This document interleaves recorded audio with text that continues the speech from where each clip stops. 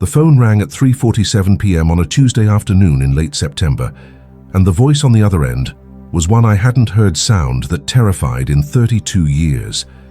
Not since Robert was 6 years old and got lost in a department store in downtown Memphis. My son's voice cracked through the speaker, ragged and small like he'd swallowed broken glass. "Dad, Dad, I need you." 4 words. That's all it took for my entire body to go cold. I was standing in my garage in Bartlett, Tennessee, a suburb 20 minutes northeast of Memphis, organizing my emergency supply shelves the way I did every Tuesday. My hands stopped mid-reach for a box of waterproof matches. Outside, the September sun hung low and golden, painting the driveway in soft amber light. The air smelled like cut grass and distant rain. Everything felt peaceful, normal. But Robert's voice didn't match that peace. It shattered it. "What's wrong?" I said, setting the matches down carefully, my pulse already starting to hammer in my chest. "The dam, Reelfoot Dam. They just issued an evacuation order. 30 minutes, Dad. They're saying we have 30 minutes to get out before the water hits." His breath hitched. I could hear a baby crying in the background. My granddaughter, Emma. She was only 8 months old. "I don't have gas in the car. I'm at a quarter tank. The stations are mobbed. People are fighting. I can't get out, Dad." I closed my eyes and felt the weight of every conversation we'd had over the past 5 years pressed down on my shoulders like wet concrete. Every time I'd told him to keep his gas tank above half. Every time I'd explained the importance of having cash on hand, an emergency bag in the trunk, copies of vital documents in waterproof pouches. Every single time he'd looked at me with that expression, the one that said, "You're old, you're paranoid. You don't understand how the world works anymore." "Dad, those are old man rules," he'd said just 3 months ago at a family barbecue, laughing in front of his wife Claire and their friends. "Nobody keeps cash anymore. Nobody needs paper maps. We have phones, GPS, apps for everything. You're living in the past." I hadn't argued. I never did. I'd just smiled, clapped him on the shoulder and gone back to grilling burgers. Because you can't teach a man who doesn't want to learn. You can't save someone who thinks they don't need saving. But God help me, I'd prepared anyway. Not because I wanted to be right, but because I loved my son more than I needed to be respected by him. "Stay where you are," I said, my voice steady and low, the same voice I'd used when he fell off his bike at age 7 and split his knee open. Calm, certain. "I'm coming to get you." "Dad, you can't. The roads are—" "Robert, listen to me." I was already moving, my boots hitting the concrete floor of the garage with purpose. My truck keys were in my hand before I even realized I'd grabbed them. "Lock your doors. Get Claire and Emma into the center of the house, away from windows. Fill every container you have with water from the tap right now. Do not leave. Do you understand me?" "Yes. Yes, okay. I'll be there in 20 minutes. I hung up before he could argue, before fear could take root in either of us. And here's something I want you to understand, something I learned a long time ago when I was overseas, back when I wore a uniform and carried a rifle through places most Americans will never see on a map. Fear is a liar. It tells you there's no time, no options, no hope. But preparation is the truth. It's quiet, it's patient, and it's always there when fear tries to take over. If you've ever felt that grip of panic, that moment when you realize you're not ready for something that's already happening, I hope you'll take a second right now to subscribe to this channel and like this video. Because the stories we share here aren't just about survival. They're about the choices we make before the crisis hits. They're about the wisdom that the world calls paranoia until the day it saves your life. Now let me tell you what happened next. I opened the driver's side door of my 2015 Ford F-250, and the interior smelled like leather and diesel, and the faint trace of gun oil from the rifle case I kept secured behind the seat.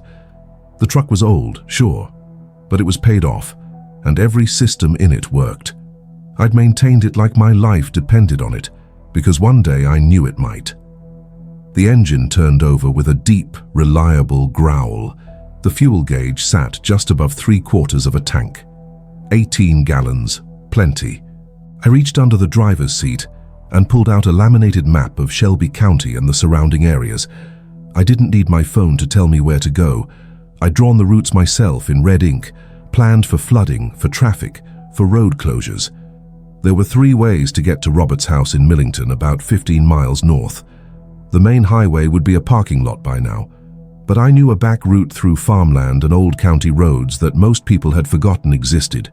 I threw the truck into reverse and backed out of the driveway, tires crunching over gravel. My neighbor, Ed, was standing on his porch, staring at his phone with a confused look on his face. He glanced up as I passed.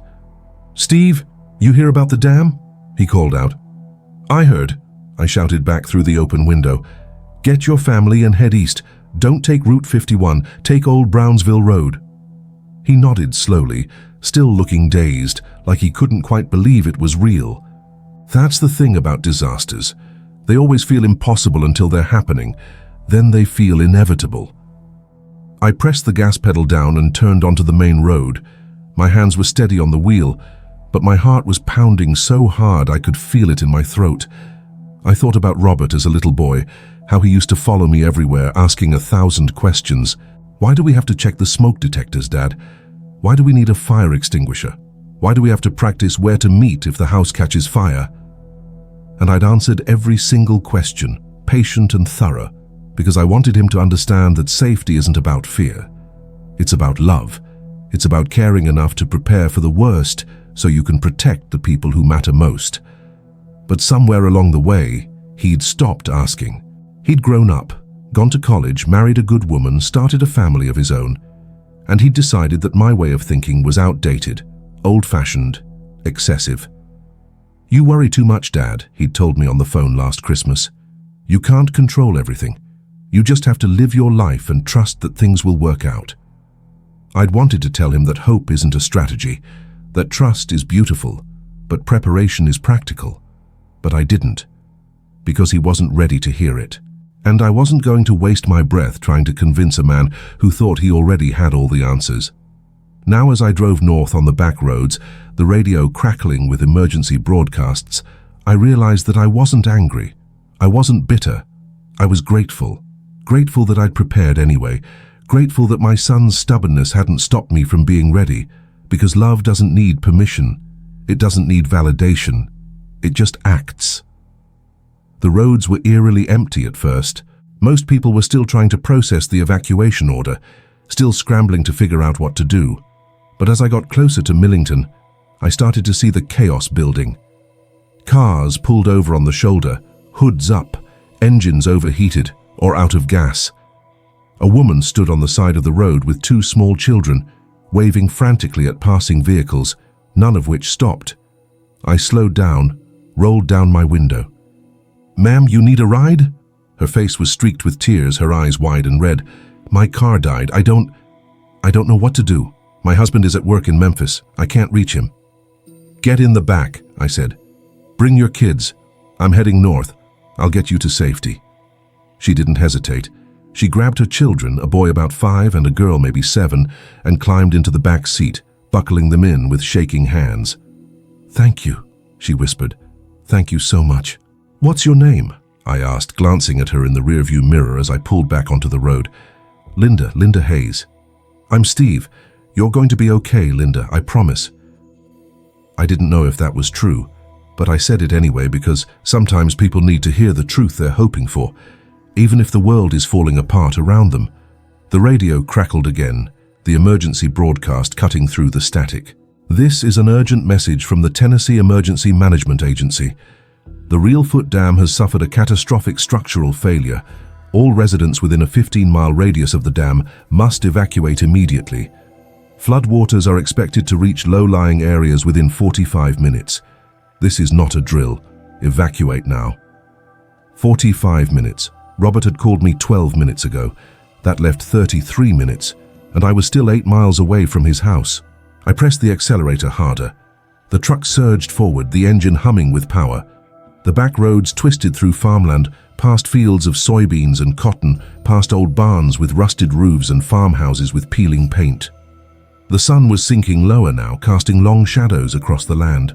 Everything looked so peaceful, so deceptively calm. but I knew what was coming. I'd seen enough in my life to know that nature doesn't negotiate. It doesn't give second chances. Linda's little boy spoke up from the back seat, his voice small and scared. "Mister, is the water going to get us?" I looked at him in the mirror. His face was round and soft, his eyes big and brown. He clutched a stuffed dinosaur in his lap. "No, son," I said. "It's not going to get us, because we're not going to let it." He nodded, seeming to accept that. Children are like that.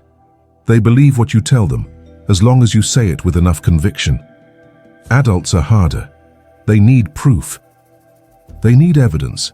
They need to see the disaster before they'll admit it's real. I turned onto Highway 14, a narrow two-lane road that cut through the countryside.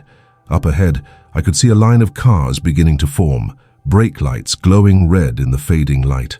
My jaw tightened. Traffic. I'd hoped to avoid this. I glanced at the map on the seat beside me, tracing the route with my eyes.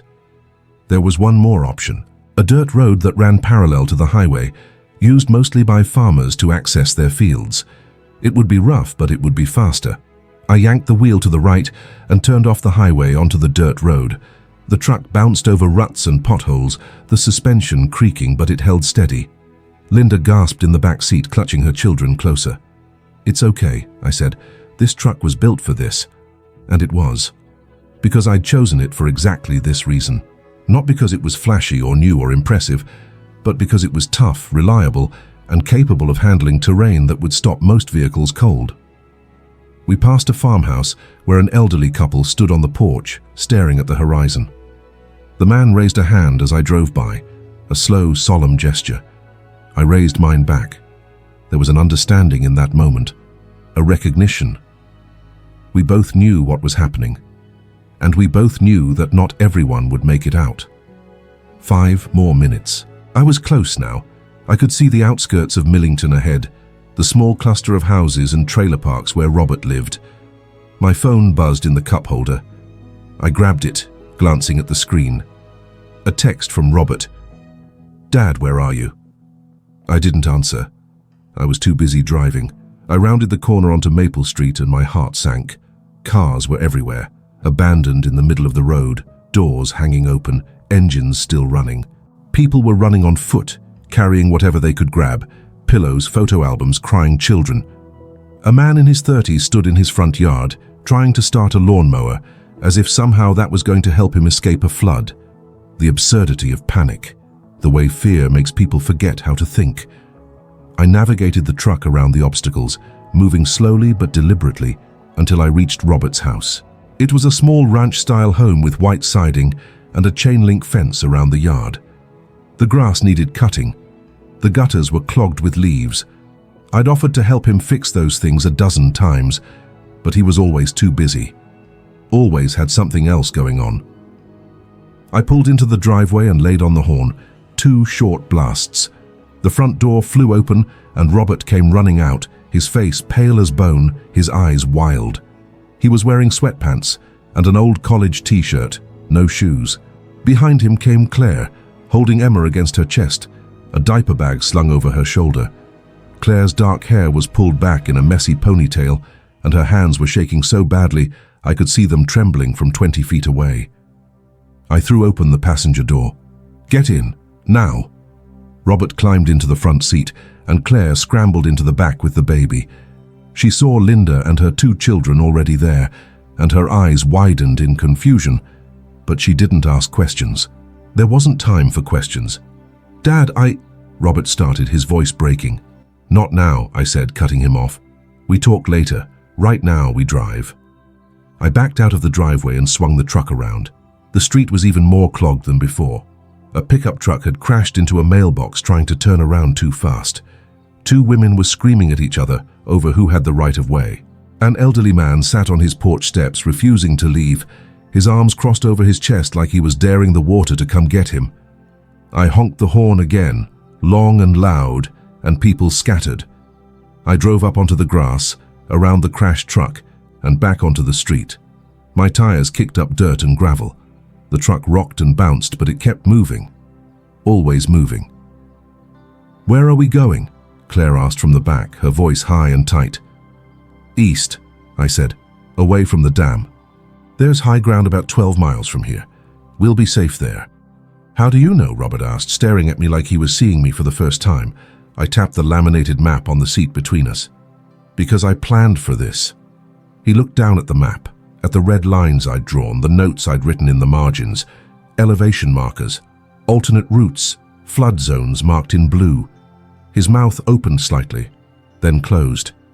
He had no words, and for the first time in 5 years, he didn't have that smug look on his face, that look that said he knew better than me. We were 3 blocks from his neighborhood when I heard it. A sound like distant thunder, low and rolling, but constant. It didn't stop. It grew louder. I glanced in the rearview mirror and saw Robert turn to look back through the rear window. His face went grey. "Dad, is that—" "Don't look back," I said. "Just trust me." But he looked anyway. We all did. And there it was, coming down the street behind us like something out of a nightmare. Water. A wall of brown, churning water, easily 6 feet high, sweeping through the neighborhood like a living thing. It swallowed cars, mailboxes, fences. It punched through the front wall of a house and exploded out the back in a spray of debris. I saw a propane tank rolling in the current, spinning wildly. Linda's children started screaming. Claire was praying under her breath, rocking Emma back and forth. Robert's hand gripped the dashboard so hard his knuckles turned white.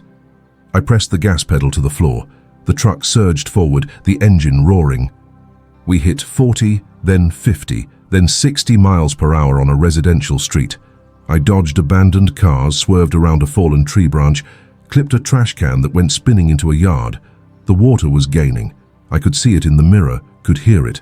A roar like a freight train bearing down on us. "Come on," I muttered, talking to the truck like it could hear me.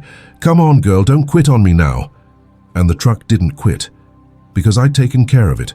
Because I'd changed the oil every 3,000 miles, replaced the tires before they went bald, kept the engine tuned and the brakes fresh. Because preparation isn't about one big moment. It's about 1,000 small decisions that add up to the difference between life and death. We reached the intersection at the edge of the neighborhood, and I took a hard right onto Old Brownsville Road, the back route I'd told my neighbor Ed about. The water hit the intersection 2 seconds after we cleared it, slamming into a minivan that had stalled in the middle of the road and flipping it onto its side like a toy.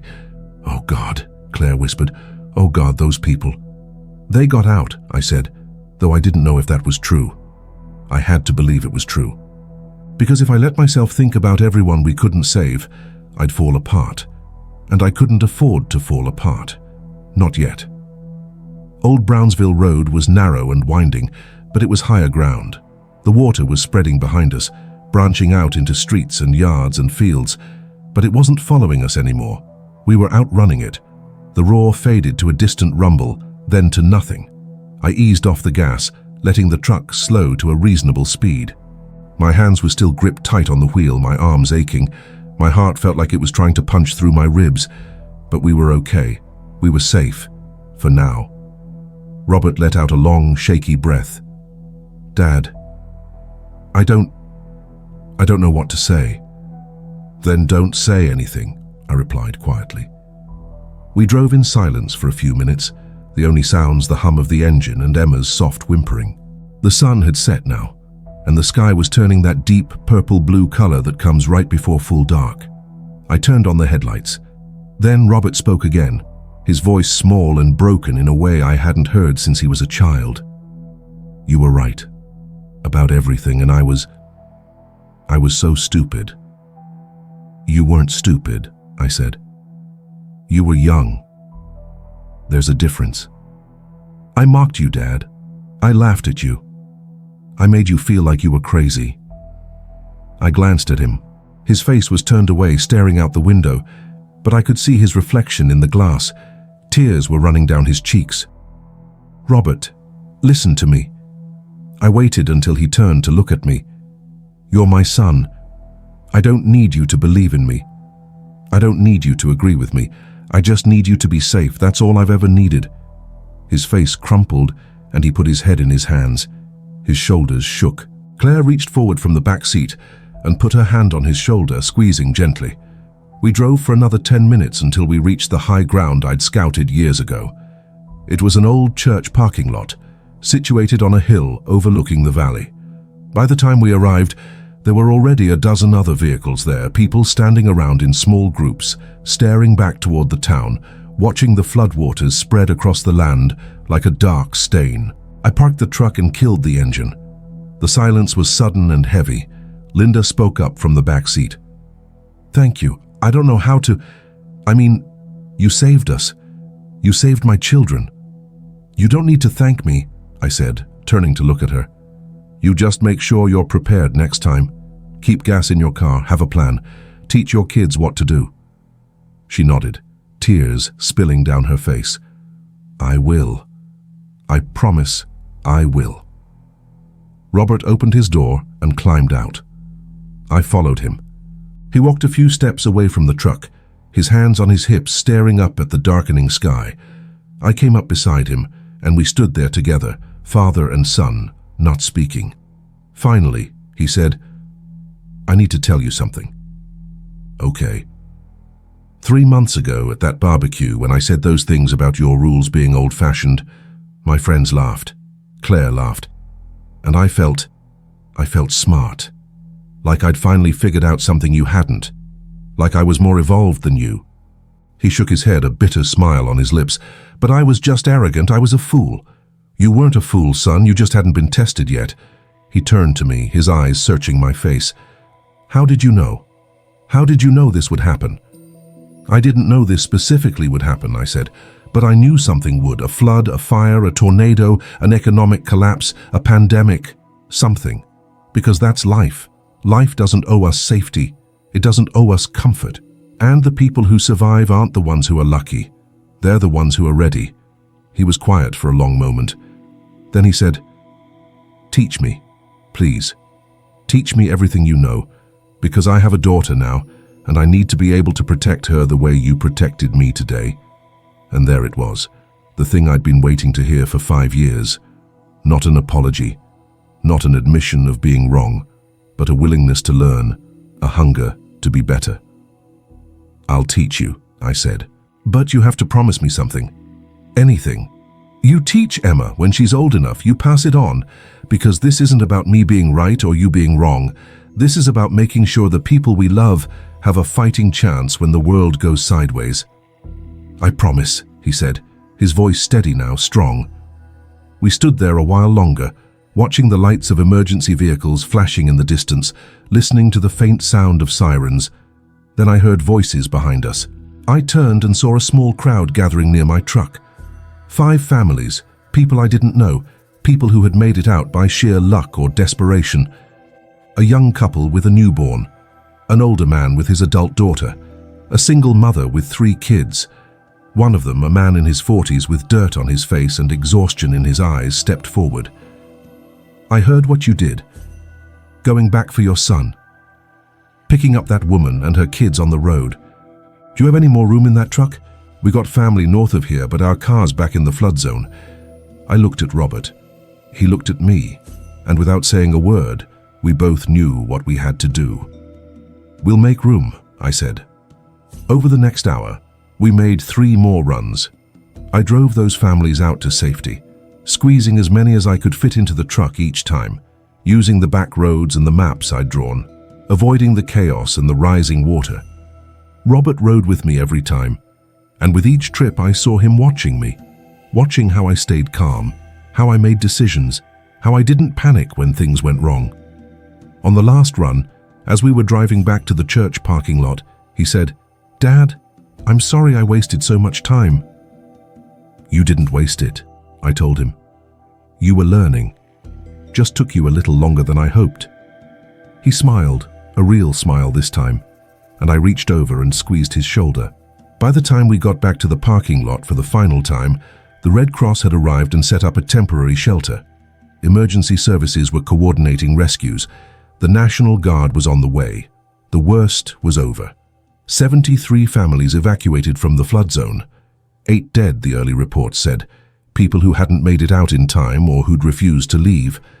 But 17 people were alive because we'd gone back for them, because I had a truck with gas in it. because I had a map, because I'd prepared. Robert and I stood beside the truck, exhausted and filthy, and he looked at me with something I hadn't seen in his eyes in years. Respect.